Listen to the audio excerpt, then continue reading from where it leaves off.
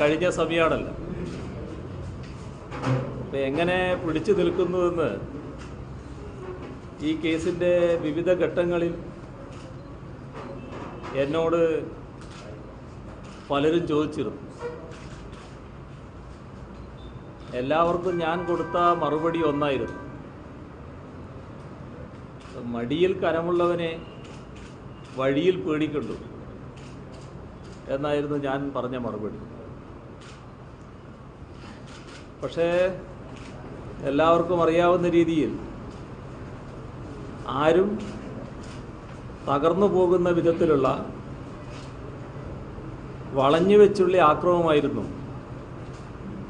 നിരവധി വർഷങ്ങളായി അനുഭവിക്കേണ്ടി വന്നത്. അതിൽ മഞ്ഞപ്പത്രക്കാരൻ മുതൽ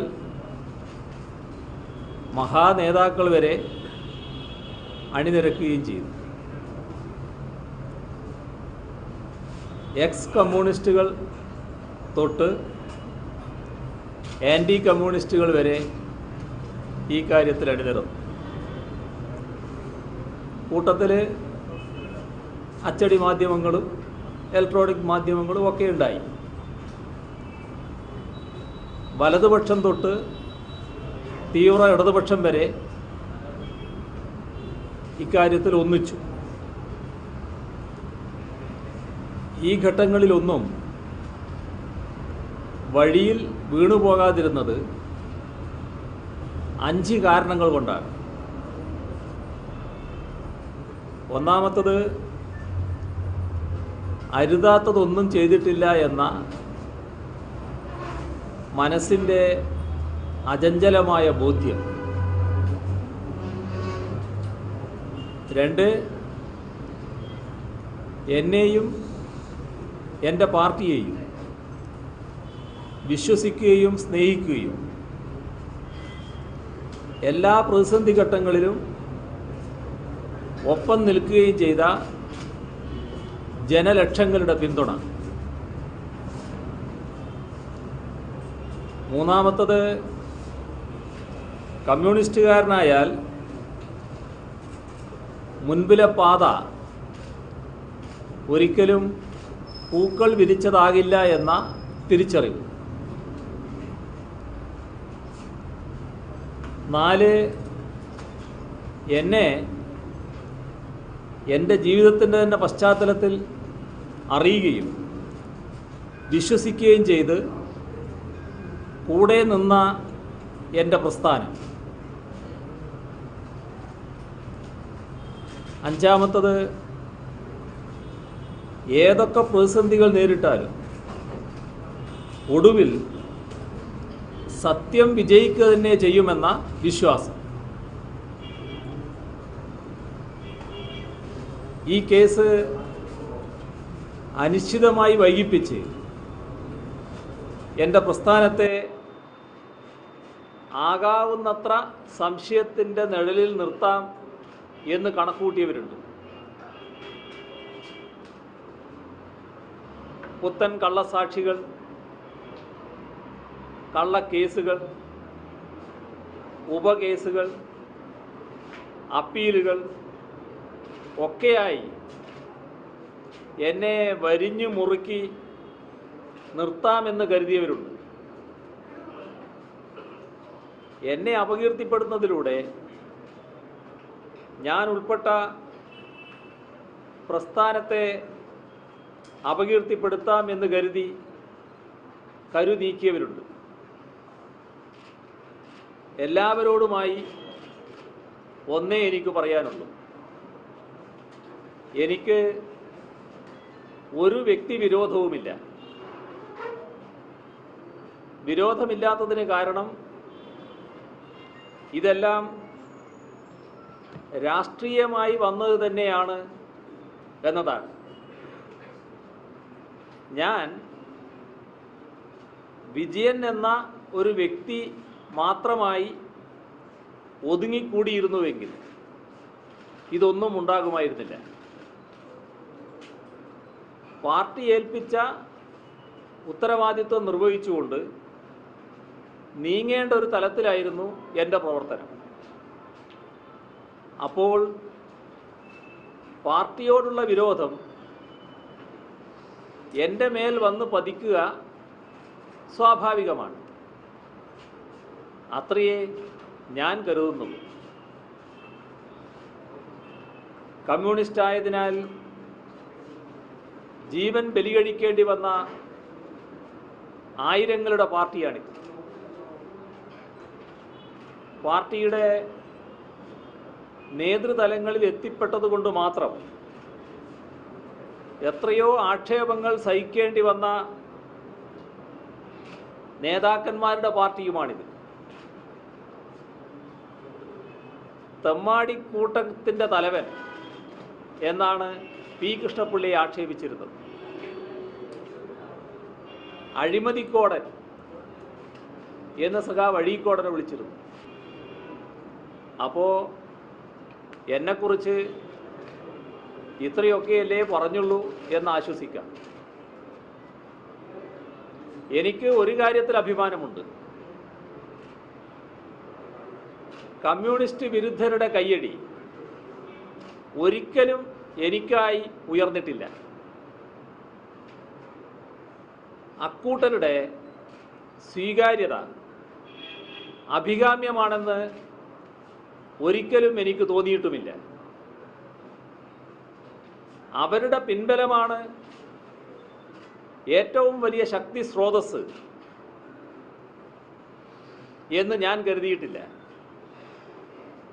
പാർട്ടിയല്ല മറ്റു കേന്ദ്രങ്ങളാണ് ശരിയെന്നും എനിക്കൊരിക്കലും തോന്നിയിട്ടില്ല. ഒരു കമ്മ്യൂണിസ്റ്റുകാരന് അഭിമാനിക്കാൻ അതിലേറെ വേണ്ട എന്ന് കരുതുന്നവരാണ് ഞാൻ. പ്രതിസന്ധി ഘട്ടങ്ങളിൽ മനസ്സ് ദുർബലപ്പെട്ടു പോകരുത് എന്ന് എന്നെ ഉപദേശിച്ച ഗുരുസ്ഥാനീയരായ ഒരുപാട് പേരുണ്ട്. എനിക്കൊപ്പം എന്നെ വിശ്വസിച്ച് നിന്നവരുണ്ട്.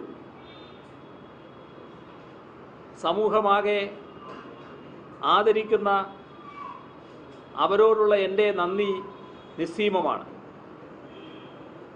Justice Krishna Iyer, professor M K Sanu, advocate Kelu Nambiar, advocate G Janardhana Kurup, അങ്ങനെ എത്രയോ പ്രഗത്ഭർ CBIയെ വ്യക്തിഹത്യക്കും അപവാദ പ്രചരണത്തിനുമായി ഉപയോഗിക്കരുതെന്ന് കോൺഗ്രസിനോട് ഖണ്ഡിതമായി പറഞ്ഞ ജസ്റ്റിസ് കൃഷ്ണയ്യരെ ഞാൻ ഈ അവസരത്തിൽ ആദരവോടെ ഓർക്കുന്നു. കൃഷ്ണയ്യരുടെ തന്നെ ഒരു വാചകം, കേന്ദ്രത്തിൽ അധികാരത്തിലിരിക്കുന്ന കക്ഷിക്ക് ഒരു പ്രതിപക്ഷ പാർട്ടി നേതാവിനെ അദ്ദേഹം ഏറ്റവും നല്ല വ്യക്തിയായാലും അന്വേഷണത്തിൻ്റെ പേര് പറഞ്ഞ് സ്വഭാവഹത്യ നടത്താൻ കഴിയുന്ന സാഹചര്യമാണ് നിലവിലുള്ളത് എന്ന് ഒരു ഘട്ടത്തിൽ അദ്ദേഹം പറയുകയുണ്ടായി. പിണറായി വിജയൻ്റെ പേര് രാഷ്ട്രീയ ആരോപണങ്ങളിലേക്ക് വലിച്ചിഴക്കുന്ന പശ്ചാത്തലത്തിലാണ് താനിത് പറയുന്നത് എന്നുകൂടി അദ്ദേഹം കൂട്ടിച്ചേർത്തിരുന്നു. ഡോക്ടർ സുകുമാർ അഴീക്കോടടക്കം നിരവധി പേർ ഈ കേസിനു പിന്നിലെ രാഷ്ട്രീയ ഗൂഢലക്ഷ്യങ്ങൾ തിരിച്ചറിഞ്ഞ് പ്രതികരിച്ചിരുന്നു. ശത്രു സംഹാരത്തിനുള്ള കുൽസിത മാർഗം എന്നാണ് അഴീക്കോട് മാഷ് ലാവ്ലിൻ കേസ് മുൻനിർത്തിയുള്ള UDFൻ്റെ രാഷ്ട്രീയ നീക്കത്തെ വിലയിരുത്തിയത് എന്ന് ഞാനിപ്പോൾ ഓർക്കുകയാണ്. രാഷ്ട്രീയ ലക്ഷ്യത്തോടെ കേസുകൾ കുത്തിപ്പൊക്കി ജനനേതാക്കളെ അവഹേളിക്കുന്ന പ്രവണത ലാവ്ലിൻ കേസോടെ അവസാനിക്കണമെന്ന് പറഞ്ഞ അഡ്വക്കേറ്റ് കേളു നമ്പ്യാരെയും ഞാനിപ്പോൾ ഓർക്കുകയാണ്. അദ്ദേഹം അതിൻ്റെ കൂടെ തന്നെ പറഞ്ഞു, രാഷ്ട്രീയ ലക്ഷ്യത്തോടെയുള്ളതാകയാൽ കേസ് നീണ്ടുപോകും, ദീർഘകാലത്തിന് ശേഷം തള്ളുകയും ചെയ്യും. പ്രവചന സ്വഭാവത്തോടുകൂടി കേളു നമ്പ്യാർ പറഞ്ഞത് ഈ ഘട്ടത്തിൽ ഞാൻ ഓർക്കുകയാണ്. തെറ്റൊന്നും ചെയ്യാത്ത ജനനേതാവിനെ ഇത്രയും കാലം അഴിമതിക്കാരനായി ചിത്രീകരിക്കുകയും അവഹേളിക്കുകയും ചെയ്തതിൻ്റെ ഉത്തരവാദിത്വം ആരേറ്റെടുക്കുമെന്ന് ചോദിച്ച അഡ്വക്കേറ്റ് ജി ജനാർദ്ദനക്കുറുപ്പ് ഇന്ന് നമ്മളോടൊപ്പമില്ല. ഈ സന്ദർഭത്തിൽ അദ്ദേഹത്തെ വിസ്മരിക്കുക വയ്യ. ഈ രീതിയിലൊന്നുമല്ലെങ്കിലും മറ്റു ചിലരും ഇപ്പോൾ എൻ്റെ ഓർമ്മയിൽ വരുന്നുണ്ട്. സ്വന്തം വകുപ്പിൻ കീഴിലുള്ള വിജിലൻസ് അന്വേഷണത്തിലൂടെ എന്നെ പ്രതിയാക്കാൻ കഴിയുന്നില്ല എന്ന് കണ്ടപ്പോൾ കേസ് CBIക്ക് വിടാൻ തീരുമാനിച്ച ഉമ്മൻചാണ്ടി CBIക്ക് വിടാൻ തീരുമാനിച്ചത് ചിലർ മുറവിളി കൂട്ടിയത് കൊണ്ടാണ് എന്നൊരു ഘട്ടത്തിൽ അദ്ദേഹം പറഞ്ഞത് ഞാൻ മറക്കുന്നില്ല. ആരെങ്കിലും എവിടെയെങ്കിലും മുറവിളി കൂട്ടിയാലോ കാതിൽ കുശുകുശുത്താലോ പ്രഖ്യാപിക്കാനുള്ളതാണോ CBI അന്വേഷണമെന്ന് അദ്ദേഹത്തോട് ചോദിക്കുന്നില്ല. പിണറായി വിജയൻ കുറ്റക്കാരനാണെന്ന് താൻ പറഞ്ഞിട്ടില്ല എന്നൊരു ഘട്ടത്തിൽ വിശദീകരിച്ച KPCC പ്രസിഡന്റ് രമേശ് ചെന്നിത്തലയെയും ഞാൻ ഈ ഘട്ടത്തിൽ ഓർക്കുകയാണ്. ലാവ്ലിൻ കരാർ കുത്തിപ്പൊക്കുന്നത് ആരോപണങ്ങളുടെ പുകമറ സൃഷ്ടിച്ച് ജനശ്രദ്ധ തിരിച്ചുവിടാനുള്ള തന്ത്രമാണെന്ന് തുറന്നു പറഞ്ഞ K മുരളീധരൻ തുടങ്ങിയവരെയും ഞാൻ ഈ ഘട്ടത്തിൽ ഓർക്കുകയാണ്. ഇതുപോലെ പ്രശസ്തരായവരല്ലെങ്കിലും വളരെ ആത്മാർത്ഥതയോടെ ഈ കേസ് തുടങ്ങിയത് മുതൽക്ക് ഈ കേസിൻ്റെ ഗതിവിഗതികൾ വീക്ഷിച്ച് എനിക്ക് പിന്തുണ നൽകിയ അനേകം ആളുകൾ നമ്മുടെ നാട്ടിലുണ്ട്. അവരെല്ലാവരുടെയും പേരുകൾ ഇതുപോലൊരു പത്രസമ്മേളനത്തിൽ പറയാൻ കഴിയുന്നതല്ല.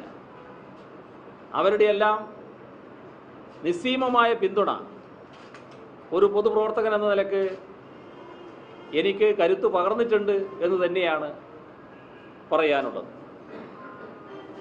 രണ്ട് കാര്യങ്ങൾ ഈ ഘട്ടത്തിൽ പറയാൻ തോന്നുകയാണ്.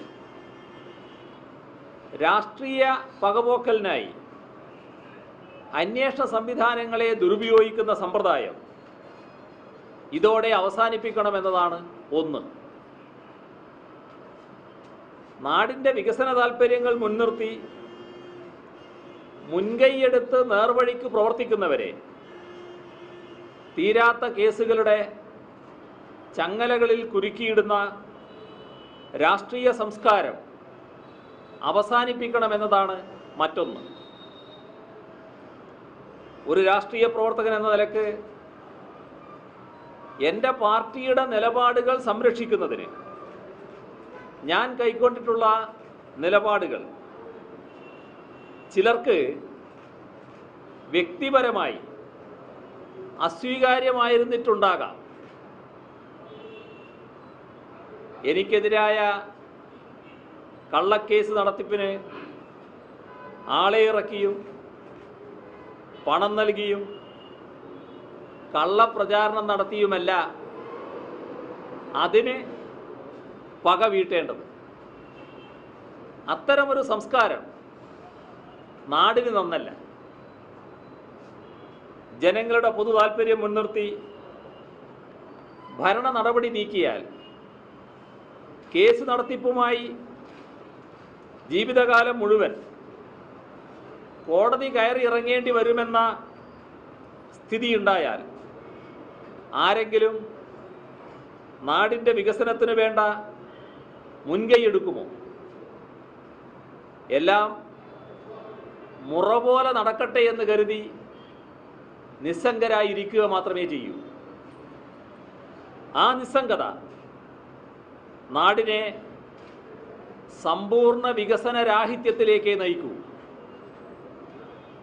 അതിന് വഴിവെക്കുന്ന രാഷ്ട്രീയ സംസ്കാരത്തിൻ്റെ സന്ദേശമാകരുത് കേരളത്തിൽ പരക്കുന്നത്. ഈ കേസ് വന്ന ഘട്ടത്തിൽ തന്നെ പാർട്ടിയും ഞാനും പറഞ്ഞു, കേസിനെ നിയമപരമായും രാഷ്ട്രീയമായും നേരിടുമെന്ന്. രാഷ്ട്രീയമായി നേരിടുമെന്ന് പറഞ്ഞതിനെ ചൊല്ലി ചിലർ ബഹളമുണ്ടാക്കാൻ നോക്കി. രാഷ്ട്രീയമായി നേരിടുമെന്ന് പറഞ്ഞത് കേസ് രാഷ്ട്രീയമായി സൃഷ്ടിക്കപ്പെട്ടതുകൊണ്ടാണ്. അതാണ് സത്യമെന്ന്